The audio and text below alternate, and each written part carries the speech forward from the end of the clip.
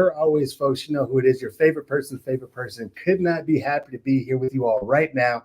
Have another powerful interview with a power person. So wherever you are, clap your hands, stump your feet, clap your hands for higher ed rock star Sophia McDermott. Sophia, how you doing? Welcome. Thank you for being Thank here. you. Thank you for having me. No, great to have you here. And I'll let you know what I'd be having you do in these first couple of minutes. So right now, I would like for you to brag on yourself unapologetically, personally, professionally, just have at it. Do not hold back. Tell us how amazing you are. Oh, great. Well, starting off, I'll kind of start from the beginning when I was kind of introduced into higher ed world. I started out as an intramural coordinator, like right in college, just with the students being involved. I had a great time doing that. After I graduated from college, like everybody else, I didn't know what to do. I was lost, didn't know.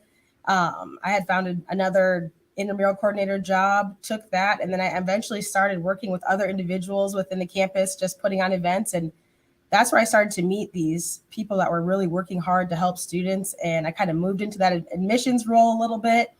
And that is where I met my mentor. His name is Bob Glenn, worked at a community college, was the director of admissions there. And the way that he treated students and how he gave his life to students, I was like, I want to be that person. So I've really been striving to do that. I've been working in admissions. I moved to the registrar. I worked within student services for a while. And then I moved into this Dean of Student Life role, which is probably the best experience that I've had because I get to have that firsthand experience with students. But professionally, I think I've grown a lot in higher ed as a professional. I've been able to create new opportunities within like our small campus, help start a diversity committee with on campus. We're the most diverse campus in the state of South Dakota. Even though we're small, we have the most diversity. So we recognize that we needed representation. So we said, let's do it. So we created this great diversity committee that started out with students that flourished into faculty and now is institutional wide. And so then when I got promoted to the Dean of Student Life, I was full in, motivated, was able to kind of revamp our student life department. So it was a little bit more successful, safer for students. We could create these opportunities for them. So and even lately too, I've been thrown in the ring of fire of more and more, administrative duties, and it's been great. It's been awesome. I've been taking it all in, and it's been a good time. That's awesome. Congratulations on Dean of Students as well. Really quickly, you mentioned buy-in, but and I think that's something that a lot of places struggle with. It's like you mentioned students, staff, faculty. What do you think? Has there been like the secret sauce to that kind of involvement? Or what would you give the credit to in terms of having, the buy-in and the connection with, let's say the collective university in thriving forward? Yeah, so I can even just start with our department in student life. We've talked about like the needs that we see in students and things. And I think first, number one is recognizing those needs. And if everybody can recognize that and notice that there's something that we need to fix or something we need to innovate, we need to progress on, we jump on this. And I think it's that follow through after that, right? We have these conversations about things we want to do or things that we see, but actually going in and doing that initiative full force, making it happen. I think that's where you get a lot of that buy-in. And I saw that within our diversity committee. We started off as just a small student committee, started doing little events here and there. And then we got faculty more involved because they saw their students were involved. So we were able to bring them in. Then we brought in the community as well. So we had large events. We had a really great women's panel last March for Women's History Month, and that brought in a lot of community members. We do a really fun, large Black History trivia night that I had people I haven't seen in a long time show up for. So it's actually that, you have these ideas and but that follow through and actually going for it and doing those things is really, I think, where you get that buy-in. I mean, even with our student activities director, me and her work really closely together. And I tell her, I'm like, if it's something we've never done before, but you heard maybe one or two kids say that they wanted to do it, try it. Don't be afraid to try something and maybe it'll latch on, and that's something we want to do. So I'm all about looking at these new ideas and things that people want, but it's actually that follow through, I think, that really gets that buy-in. What gave you the courage, the confidence, I guess, and also allowing the autonomy and folks just to go for that? What within you is giving you that spirit of let's try it? Yeah, I think it's my personal experience. starting out, like when I was a high school student, I was really into athletics, and I just stuck in that world, right? I stuck in that athletic world. I never kind of moved out of it. And then when I went to college, I was like, you know what? I need to try different things. I need to see what else is out there. I need to join other things. I ended up living in a house with 7 other girls, and we all did different things. So we would support each other and go into these things, and I would see all these different groups and activities and how these people interacted, and I was like, all these things I never would have tried before. And so if there's just one thing that you've never tried before, you don't know if you like it, right, until you try it. So that's really where I'm at is, you know, you got to try something, go outside that box, find yourself. And that's kind of really where I get that motivation from. I really appreciate that. So let's say you're talking to the first year you in higher ed. Are there any words of advice or thoughts, and also that person's thinking about, going into higher ed? Is there something that you weren't kind of told or explained to that you'd like to be told or explained to that you would have liked to have known? Um, I would think for me that first year, Sophia, I would say to her to talk to people honestly throughout your institution. If you've never met the registrar, have a conversation with them. If you've never even met housekeeping, have a conversation with them. I think I've learned a lot through having conversations, being willing to help others, and which invited me into other opportunities, special other committees. They'd be like, you know what, I know Sophia's motivated and she's interested in helping, so let's bring her into this committee and see what we can do. And then that just branched out my learning of what higher ed looks like as a whole. Because if you're stuck in one department, there's so much going on all the time that you don't know. And so I think really being able to just jump in and be motivated and connect with people and be willing to help really opens up your eyes to other opportunities in higher education and just your knowledge of higher education in general. Cool. So I know also there's different there are speakers, there's talent that want to make themselves available to play a role in all of that. What are some, let's say for you, some great ways to offer those things? And what are some, hey, don't ever do this? Like, are there any of those things, like in terms of folks who, want to be a resource to you all? You're like, hey, this would be great if you did this. This would absolutely not be great if you did this. Yeah, I think working through that, because I've ran into that too. Like, I don't think this would be a great idea to do this, whatever. But I think it's just bringing a lot of collaborative minds together and knowing like, okay, if this is not a great idea, let's talk about why it's not, but let's bring all these minds together and see for what reason is it not a good idea and what could we change of that to make it a good idea. Because maybe it is, but we just don't have all the pieces that we need, or maybe all of the knowledge that we need for that specific idea. So I think really always bringing in, especially people that are like expertise in their areas, or even people that have never touched that area before, they might know a little something different. I see that in my role even now as Dean of Student Life. Like I work, there's administrative wise, you're in meetings, you're doing things. Sometimes you get just distracted from that ground floor level and what's going on.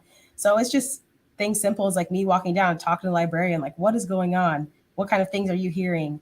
This is an idea that's been brought up at a higher level. Is this something that you think would resonate with others?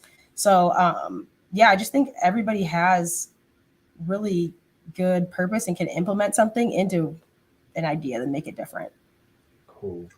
And it's kind of another angle of a question, because I know that you have a lot of duties, and as I understand it, in student affairs, higher education, it's also like kind of like all other duties as a sign is Yeah. present, also present there. But if someone walked into your office and they said, "How can I help make your life easier in your position?" What are a couple of things they could do to lighten the load or make it more enjoyable or whatever? For me, it would be in my position, I'm very student focused, right? So, I know in this position, I do have a lot of responsibilities. So necessarily, is it ever going to be easy? Doubt it. Never an easy day, I don't think. So there's always unexpected, something happens. So I wouldn't say easier, but I think to actually be, proud and, that just coming in and bringing something to those students and actually seeing that you care and seeing that you are here for that reason is what makes my day better. Because I know my student affairs department, every single one of them deeply cares for the students because they go above and beyond. So I know that I can count on them to do those things. And that right there is what makes my job easier. Cool. That's great. And just last couple questions or thoughts. So I know a lot of people who've never been to South Dakota. Okay. I've been to South Dakota. I love South Dakota. So what Okay, are there you go. yeah. So what are some things about South Dakota that people either think are true, they're really not, or things that folks wouldn't know about South Dakota that are like cool, like you should come and check it out? Yeah. Well, one, I'll tell you right now, it's cold. We still got snow. We have snow all the time. But on the flip side of that, like being a very diverse campus, we've got students that have never seen snow before ever in their life. So if that's something you've never experienced, being able to see these kids come in and run in the snow. And I always make a point that first snow kind of hide out at the door, the balls or two at kids, because they've never experienced how much fun that is. So the other thing too is that it's really big community based as well. And left, came back, and it's the community aspect of it is really nice because you know that there are people willing to help. There's a lot of hardworking individuals with, their own businesses that they work hard for, and they really appreciate that dedication to you and the community.